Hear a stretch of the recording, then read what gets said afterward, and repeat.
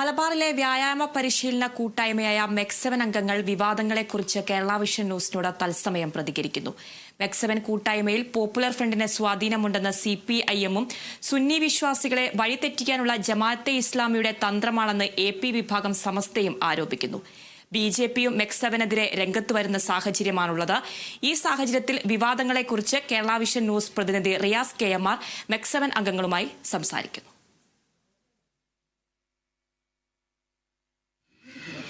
മെക്സവൻ എന്നത് മലബാറിലെ ഒരു വ്യായാമ പരിശീലന കൂട്ടായ്മയാണ്. അത് അവർ വർഷങ്ങളായി കഴിഞ്ഞ 12 വർഷത്തോളമായി ഇവിടെ സജീവമാണ്. പക്ഷേ കോവിഡിന് ശേഷമാണ് അവർ ഒന്നുകൂടി സജീവമായതും അതിലേക്ക് അംഗങ്ങൾ കൂടിയതും.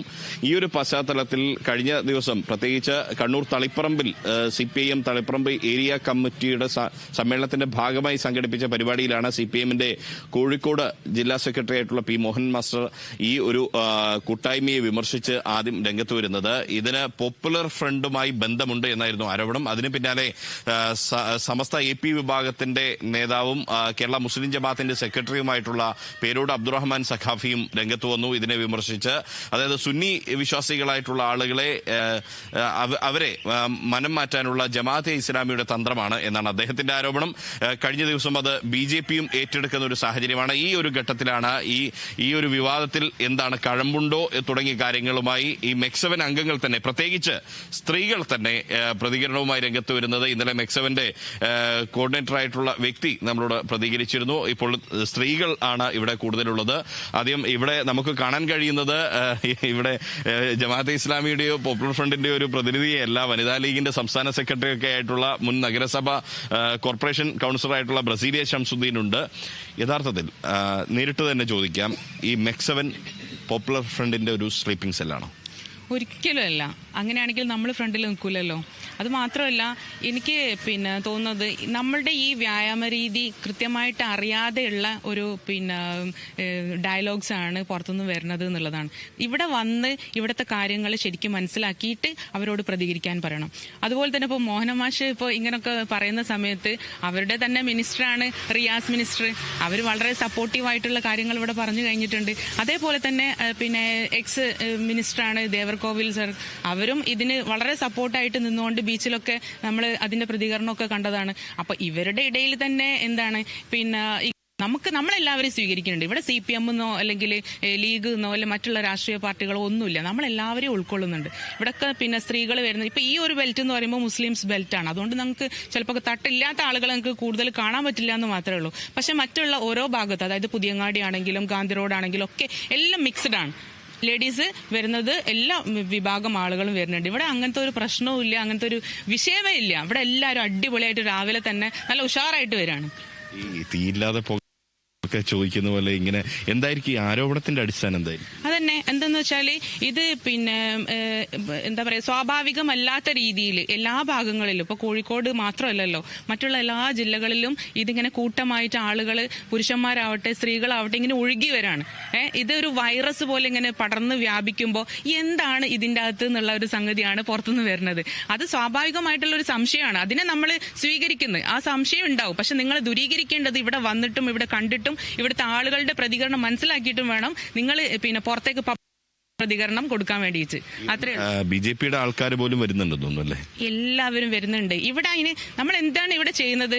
ഇവിടെ ഒരു രീതി സ്റ്റാർട്ട് ചെയ്തതാണ്. അതും നിന്നിട്ടുള്ള ഒരു എക്സസൈസ് ആണ്. 21 ടൈപ്പാണ് നമ്മൾ ചെയ്യുന്നത്. വെറും ഒരു 20-25 മിനിറ്റ്സ് കൊണ്ട് നമ്മൾ ഇത് കംപ്ലീറ്റ് കഴിയുന്നുണ്ട്. ഇത് രാവിലത്തെ ഒരു റിഫ്രഷ്മെന്റ് ആണ്. കൃത്യമായിട്ട് ആളുകൾ വരുന്നത് എന്തുകൊണ്ടാ? ഒരുപാട് അസുഖങ്ങൾ ഇവിടുന്ന് മാറുന്നുണ്ട്. അത് നമ്മൾ ചോദിക്കാതെ, ഇപ്പൊ നിങ്ങളൊക്കെ ഇങ്ങോട്ട് വന്ന് ചോദിച്ചിട്ടാണല്ലോ നമ്മൾ പറയണത്. ഇത് നമ്മൾ ാതെ തന്നെ ലേഡീസ് വോയിസ് ഇടാം. നമുക്ക് ഗ്രൂപ്പ് ഉണ്ട്, വാട്സ്ആപ്പ് കൂട്ടായ്മ ഉണ്ട്. അപ്പൊ അതിൻ്റെ അകത്ത് വോയിസ് ഇടാണ്. എനിക്ക് ഇങ്ങനെ വന്നിട്ട് ഞാനിപ്പോ ഇത്ര ദിവസം, ഒരു മാസമായി വന്നിട്ട് എന്റെ കാലുവേദന മാറി, അല്ലെങ്കിൽ എനിക്ക് നല്ല തലവേദന ഉണ്ടായിരുന്നു, അല്ലെങ്കിൽ ഉറക്കമില്ലായ്മ ഉണ്ടായിരുന്നു, അത് മാറിയിട്ടുണ്ട്, അപ്പൊ താങ്ക്സ് പറഞ്ഞിട്ടൊക്കെ ഇങ്ങോട്ടേക്ക് വോയിസ് അയച്ചിട്ട് മെസ്സേജ് ഇടാണ്. അതാണ് ഇതിന്റെ അകത്ത് പോസിറ്റീവും. നമ്മളെ മൗത്ത് പബ്ലിസിറ്റി ആണല്ലോ ഏറ്റവും കൂടുതൽ ആളുകളിലേക്ക് എത്താം. അപ്പൊ ഇവിടെയും അത് തന്നെയാണ് സംഭവിക്കുന്നത്. ഇതെല്ലാവരും പോസിറ്റീവായിട്ട് എടുക്കണമെന്നാണ് എനിക്ക് പറയാനുള്ളത്. വെറുതെ വിമർശനം, എല്ലാ നല്ല കാര്യത്തിനും വിമർശനങ്ങൾ ഉന്നയിക്കുന്നത് ശരിയല്ല. ഈ പൊതുവെ മതസംഘടനയുടെ നേതാക്കള്, AP വിഭാഗം സമസ്തയുടെ ഒക്കെ നേതാക്കള് ആണ് ഇതിനെ വിമർശിക്കുന്നത്. അപ്പോ എങ്ങനെയാണ് അതിനെ കാണുന്നത്? ആ വിമർശനത്തേക്ക് അത് എന്താ അടിസ്ഥാനമായിരിക്കുന്നത്? മതം എന്ന് വെച്ചിട്ടില്ല, എല്ലാ മതം ഒരുപോലെ തന്നെ. ഇവിടെ എല്ലാവരും ഒരു ഇതായിട്ട് ഹിന്ദുക്കൾ വേറെ മുസ്ലിങ്ങൾ വേറെ തിരിക്കുന്നില്ല ഇവിടെ. എല്ലാവരും ഒരുപോലെ തന്നെ, എല്ലാവരും ഇൻട്രസ്റ്റോട് കൂടിയിട്ടാണ് വരുന്നത് രാവിലെ തന്നെ. സുന്നി മുജാഹിദ് അങ്ങനത്തെ സുന്നി മുജാഹിദും ഇല്ല, സുന്നി മുജാഹിദ് AP അങ്ങനെ നമ്മൾ വേർതിരിച്ച് കാണിക്കുന്നില്ല. ഇവിടെ എല്ലാവരും ഒരേപോലെ, എല്ലാവർക്കും നല്ല എനർജിയാണ് ഇവിടെ വരാൻ. രാവിലെ ഞാനിപ്പോൾ 2 മാസം പോലെ ഇവിടെ തുടങ്ങിയിട്ട് ഞാൻ ട്രെയിനറും കൂടിയാണ്. ബ്രസീലിൽ ഞാനാണ് ട്രെയിനർ. എൻ്റെ അനുഭവം വെച്ച് നോക്കുകയാണെങ്കിൽ എനിക്ക് ബട്ടന് വരെ കൂട്ടിലിടാൻ പറ്റാത്ത ഒരവസ്ഥയായിരുന്നു. പക്ഷെ ഞാനിപ്പോൾ അതിൽ നിന്നൊക്കെ മെച്ചാണ്. 94 വെയിറ്റ് ഉണ്ടായിരുന്നു. ഇപ്പോൾ അത് 87 എത്തിയിട്ടുണ്ട് ഞാൻ വെയിറ്റ്. നല്ല എനർജിയാണ്. എനിക്ക് കുനിഞ്ഞിട്ടൊരു സാധനം എടുക്കാൻ പോലും പറ്റിയിട്ടുണ്ടായിരുന്നില്ലേനു. അപ്പം നല്ലൊരു എനർജിയാണ്. ഇന്ന് വരെ ഒരു ദിവസം പോലും ലീവ് എടുക്കാത്ത അധികം ആളുകൾ ഇതിലുണ്ട്. എല്ലാവരും നല്ല അഭിപ്രായമാണ് പറയുന്നത്. Thank you. ഇവിടെ ഈ കളരി പഠിപ്പിക്കുന്നു, ആയോധന കലകൾ പഠിപ്പിക്കുന്നു, അങ്ങനെയൊക്കെ ഉണ്ടോ? ഇല്ല, അങ്ങനൊന്നുമില്ല. അതൊക്കെ വെറുതെ പറയാണ്. അങ്ങനൊന്നുമില്ല. പക്ഷെ എല്ലാവർക്കും നല്ല പഠിക്കാൻ എല്ലാം നമുക്ക് ചെയ്യാൻ പറ്റുന്നുണ്ട്, കുനിയാൻ പറ്റുന്നുണ്ട്. പക്ഷെ ആദ്യം അതൊന്നും പറ്റിയില്ലേനു. പക്ഷെ എല്ലാവരും വെറുതെ ഓരോന്ന് പറയാണ്. ഒന്നുമല്ല, ഇവിടെ വന്ന് ചെയ്താലേ അതിനെപ്പറ്റി മനസ്സിലാവുള്ളൂ. അതിനിടെ ബ്രസീലിയുടെ ഒരു കമന്റ് ഉണ്ടായിരുന്നു. എന്തായിരുന്നു? അല്ല, ആയോധന കലകൾ പഠിപ്പിക്കുന്നുണ്ടോ എന്ന് ചോദിച്ചുകൊണ്ട് പറയാണ്. എന്താ സ്ത്രീകൾക്ക് ആയോധന കലകൾ പഠിച്ചൂടെ? അല്ലെങ്കിൽ പഠിക്കുന്നുണ്ടല്ലോ. ഇപ്പൊ തൈക്കോണ്ടോ പോലത്തെ ആയോധന കല സ്കൂളിൽ തന്നെ പഠിപ്പിക്കുന്നുണ്ട്. പഠിക്കണം എന്നാണ് പറയുന്നത്. അതിലിപ്പോ എന്താ പ്രശ്നമുള്ളത്? അതിലൊരു പ്രശ്നമില്ലല്ലോ. സ്ത്രീകൾ കരുത്താർജിക്കട്ടെ. പക്ഷെ ഇവിടെ പഠിപ്പിക്കുന്നുണ്ടോ? ഇവിടെ പഠിപ്പിക്കുന്നില്ല. പക്ഷെ ആ ക്വസ്റ്റ്യൻ തന്നെ വേണ്ടായിരുന്നു എന്നുള്ള അഭിപ്രായം പറഞ്ഞതാണ്. ചോദ്യം എന്റേതല്ല, പൊളിറ്റിക്കലി. അതെ, അതിനെ പൊളിറ്റിക്കലി തന്നെ മറുപടി പറയാൻ ആഗ്രഹിക്കുകയാണ്. സ്ത്രീകൾ എല്ലാം കൊണ്ടും കരുത്താർജിച്ച് വരികയാണ്. അതിൽ ആയോധന കല വേണമെങ്കിൽ ഇവർക്ക് വേണമെന്ന് പറഞ്ഞു കഴിഞ്ഞാൽ നമ്മൾ അതിന്റെ പരിശീലനം കൊടുക്കാനും തയ്യാറാണ്. ഓക്കെ. ഇപ്പോ എത്ര വർഷമായി ഇതില്? ഇവിടെ ഇപ്പോൾ 2 മാസം ആവുന്നേ ഉള്ളൂ. 27-ാം തീയതി വന്നാൽ 2 മാസം ആവേ ഉള്ളൂ. ഞാൻ ദിവസം വന്നിട്ടുള്ള ഒരാളാണ്. പിന്നെ ഇതിൻ്റെ ഏറ്റവും വലിയ പോയിന്റ്, നമ്മൾ ഒരു ദിവസത്തിൽ 24 മണിക്കൂറും വർഷത്തിലെ 365 ദിവസവും ഒരു റിലീസാണിത്. പിന്നെ വൈറസ് എന്ന് പറഞ്ഞല്ലോ, വൈറസ് അല്ല ഇത് വിറ്റമിൻ F, അതായത് ഫ്രണ്ട്ഷിപ്പ് ഇവിടെ കൂടുകയാണ്. അപ്പോൾ വിറ്റമിൻ F ആണ് ഇതിലൂടെ പുറത്തേക്ക് വരുന്നത്. തീർച്ചയായിട്ടും പലതരത്തിലുള്ള രോഗങ്ങളിൽ നിന്നും പലർക്കും ഇതിൽ നിന്ന് ആശ്വാസം കിട്ടിയിട്ടുണ്ട്.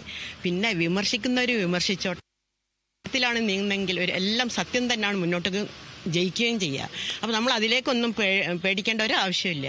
തീർച്ചയായിട്ടും ആ പറയുന്നവരോടെല്ലാവരോടും ഇത്തരം ഈ സ്റ്റേജുകളിലെ ഇത്തരം ആരോപണങ്ങളിൽ നിന്ന് വിട്ടുമാറണമെന്നുണ്ടെങ്കിൽ ഇതിലേക്ക് വന്ന് ചേരാൻ പറയും. എന്നിട്ട് അവർ കാണട്ടെ എന്താ ഇവിടെ നടക്കുന്നത് എന്നുള്ളത്. എന്നാലേ ഇതിന് മുന്നേ ഉള്ളൂ. എന്തും ആർക്കും പറയാനുള്ള അവസരമാക്കിയിട്ട് വായന മാറ്റരുത്. ഉമ്മ ഒരു മിനിറ്റ്, ഒരു പ്രായമുള്ള ഒരു ഉമ്മയെ കാണുന്നുണ്ട്. എങ്ങനെയാ എക്സസൈസ് ഒക്കെ ചെയ്യാൻ പറ്റുന്നുണ്ട്? ചെയ്യാൻ പറ്റുന്നുണ്ട്. ഗുജറാത്തിയാണല്ലേ? ഗുജറാത്തി സ്ട്രീറ്റിൽ താമസിക്കുന്നു? അല്ലല്ല, ഇവിടെ അടുത്താണ് വീട്. തങ്ങൾസോടെ തന്നെ എനിക്ക് ചെയ്യാൻ പറ്റുന്നുണ്ട്. ഇപ്പൊ സുഖമുണ്ട്, നല്ല മാറ്റം ഉണ്ട്. നല്ല സുഖമുണ്ട്. 2 ദിവസം ആയിട്ടുള്ളൂ വന്നിട്ട്. 2 ദിവസം ആയിട്ടുള്ളൂ. ഒരാള് പുറത്തുനിന്ന് വന്നിട്ട് ചോദിച്ചു നിസ്കരിക്കുകയാണോ നിങ്ങളെല്ലാരും എന്ന്. അങ്ങനെ ഒരു സംശയം ഉണ്ടായി അല്ലേ? അവിടെ ചോദിച്ചു വന്ന് പോയി. ഈ ഒരു പറഞ്ഞു 400 ഷുഗറൊക്കെ ഉള്ള ആളാണ്. അതെല്ലാം കുറഞ്ഞിട്ടുണ്ട്. ഷോൾഡർ പെയിൻ ഉണ്ടായിരുന്നു. ഇവിടെ വന്ന ശേഷം നല്ല ഉറക്കം എല്ലാം ഒക്കെ കറക്റ്റ് ചെയ്യുന്നുണ്ട്. അടിപൊളിയാണ്. ഏറ്റവും കൂടുതൽ ആള് വരുന്നത് പ്രായമുള്ള ആളുകളാണ്. 60 കഴിഞ്ഞവരാണ് വരുന്നത്. ശ്രദ്ധിച്ചു നോക്കുക എല്ലാവരും. അധികം അവർക്കൊരു പുറത്തേക്ക് വരുമ്പോൾ നല്ലൊരു എനർജി കിട്ടിയിട്ടാണല്ലോ അവർ വേഗം പുറത്തേക്ക് വരുന്നത്. രാവിലെ പ്രഭാത നിസ്കാരം ഇതൊക്കെ കഴിഞ്ഞിട്ടല്ല അവർ പുറത്ത് ചാടുന്നത്.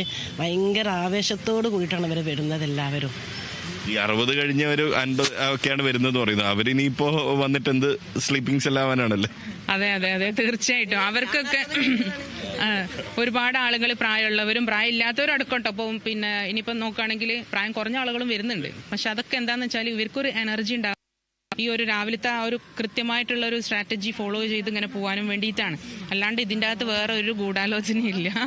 ഇവിടെ വേറെ ഒന്നും സംസാരിക്കൊന്നുമില്ല. ഇപ്പം നമ്മളെ ഗ്രൂപ്പാണെങ്കിലും വാട്സപ്പ് ഗ്രൂപ്പിൽ പോലും MEX7 അതിനുമായിട്ട് ബന്ധപ്പെട്ടിട്ടുള്ള കാര്യങ്ങളല്ലാതെ വേറൊന്നും നമ്മൾ ചർച്ച പോലും ചെയ്യുന്നില്ല. അതിൻ്റെ കാര്യങ്ങൾ മാത്രമാണ്. അതിൻ്റെ വീഡിയോസ്, ഇപ്പം നമുക്കിപ്പോൾ ഫേസ് മസാജ്, ആ ഫേസ് മസാജ് എങ്ങനെ ചെയ്യണം അതിൻ്റെ കൃത്യമായിട്ടുള്ള വീഡിയോസ് ഉണ്ട്. അതേപോലെ നമ്മുടെ എക്സസൈസ് സലാഹുദ്ദീൻ സാറിൻ്റെ വീഡിയോ ഉണ്ട്.